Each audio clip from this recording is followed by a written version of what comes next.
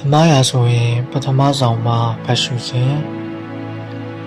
ရှီလောမျိုး၌စားတောက်ကြသောနောက်ယေဘရဟိအေလီသည်ထာဝရဘုရား၏အိမ်တော်တိုင်နားမှထိုင်စဉ်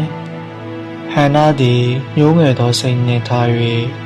ရဲရည်များစွာချလျက်ထာဝရဘုရားကိုဆုတောင်းသည်ကား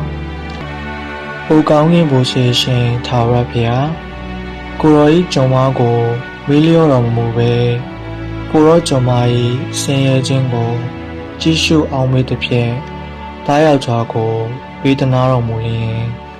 သူ၏စပင်ရိတ်ခြင်းကိုအလင်းမပြုတသက်လုံးထာဝရဘုရား၏ကျွန်ဖြစ်စေခြင်းကကျွန်မအပ်ပါမည်ဟုသစ္စာဂတိပြုလေဟန္နာသည်ထာဝရဘုရားရှိတော်၌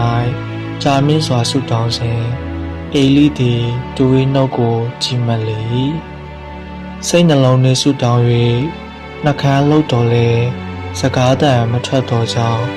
ရှစ်မူသည်ဟုအေလိထင်လျက်သင်သည်အဘယ်မျှကာလပတ်လုံးရှစ်မူလိမ့်မည်နီသင်၏စပည့်ရည်ကိုပယ်ရှောင်လောဟုဆို၏ဟန္နာကလည်းမဟုတ်ပါရှင်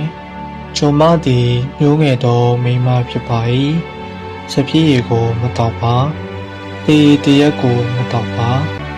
ထာဝရဘုရားရှိတော်၌စိတ်နှလုံးကိုတွန်းလောင်းလျက်နေပါ၏ကိုရောဤကျွန်မကိုအာဓမမိန်းမဟု၍မမှတ်ပါနှင့်မိတန်းเสียအကြောင်းဝမ်းနည်းเสียအကြောင်းများသည်ဖြစ်၍ယခုတိုင်အောင်ရှောက်နေပါသည်ဟုပြန်ပြောသောအေလီကငြဲဝတ်စွာတော်လောယခုဆုတောင်းသည့်အတိုင်းဣသရေလမျိုး၏ဘုရားသခင်ပေးသနာတော်မူပါစေသောဟုဝန်ဆို၏ဟန္နာကလည်းကိုရောဤကျွန်မသည်ရှေ့တော်၌မျက်နှာရပါစေသောဟုလျှောက်ပြီးမှခြားနာသောမျက်နှာနှင့်တွား၍အစာစားလေ၏ထိုသူတို့သည်နက်နက်စောစောထား၍ထာဝရဘုရားရှေ့တော်၌ကိုးကွယ်ပြီးလျှင်ယာမမြို့မှရှိသောမိမိတို့အိမ်သို့ပြန်သွားကြ၏ထိုအခါဧလကာနသည်မေယာဟန္နာနှင့်ဆက်ဆံ၍ထာဝရဘုရားအောက်မေ့တော်မူသဖြင့်ဟာနာသည်ပရိသေယူ၍ကာလချိန်ရှိသောအခါသားယောက်ျားကိုဖွားမြင်ပြီးလျှင်ထိုသားကိုထာဝရဘုရားထံ၌ဆုတောင်းသောကြောင့်ရှောင်မွေလမည်ဖြင့်မဲ့လေ၏ဘုရားသခင်နှုတ်ကပတ်တော်ပေသည်